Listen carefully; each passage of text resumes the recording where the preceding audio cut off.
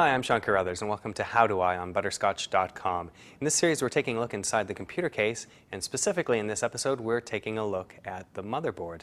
Now, the motherboard is the bedrock of any computer system. Everything connects to it or is attached directly to it. So the first thing you want to do if you're doing any maintenance inside your computer system, you want to switch any parts or anything else, is you need to understand what your motherboard is, so you understand what the functionality is and the capabilities of it are.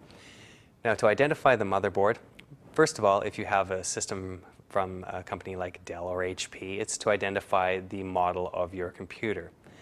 And generally that will tell you everything you need to know. You can go to the website for your computer manufacturer and look up the specs for the motherboard there. If you have one that was custom built, either by a friend or by a local system builder, a local computer shop that puts things together using parts, then what you want to do is you want to take a closer look at the motherboard itself. Now, every motherboard typically has stenciled to it somewhere the name of the manufacturer and the name of the model. In this case, we've got an Asus, and then the model number is listed right beside that. Now, that'll be somewhere on the motherboard, not necessarily in the positions that we have here, but it will be located around the motherboard somewhere. So train an eye on there carefully.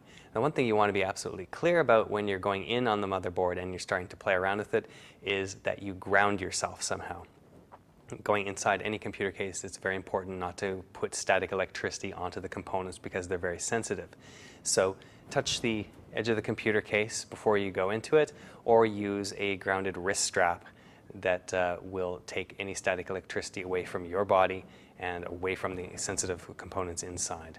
Now, the main thing that you'll see inside attached to the motherboard is the CPU, the central processing unit, and that's generally located behind this big fan here. That is what does all of the processing, all the number crunching when you're online doing email, playing a game. That's the main thing that's running inside the system, making the computer run. The fan is generally attached to the motherboard. You can take it off and look around. Be careful when you're doing this because often there's some thermal paste attached between the processor and the fan. If you just yank on the fan, that's actually pretty damaging. The processor can be replaced on a lot of these systems. In some cases, the processor is wired right to the motherboard in the case of big manufacturers that do this all in bulk, but for the most part, the processor is pretty modular. You can actually take the fan off, take the processor out, replace it with a newer processor, and then put the fan back on. Now, this is something that you want to be very careful about and why you want to identify the motherboard, because the motherboard will typically take CPUs up to a certain speed, so you want to be sure that you match the specs of the motherboard with the processor that you're planning to do. Sometimes you may already have the fastest processor that will go in that particular board. Now, located near the processor, you'll typically find one of the components of the chipset. The chipsets are what allows all of the parts inside the computer to talk to each other. You can't really replace them. They're just an integral part of the motherboard, but it's important to know what they are and that they're there. On the back of this system, you'll see a bunch of connectors. These are attached directly to the motherboard. This will be on older systems, things that would attach your keyboard and your mouse using the old PS2 style connectors. Most newer machines have nothing but USB. You'll see Ethernet ports on there if you have them, parallel ports for old printers potentially, although those are tending to disappear these days. And you'll also see, in a growing number of cases for lower end systems anyways, you will see the sound connectors on there, and a lot of times you'll also see the video connectors on there, so connecting your monitor directly to the motherboard. Another key component of the motherboard is the RAM.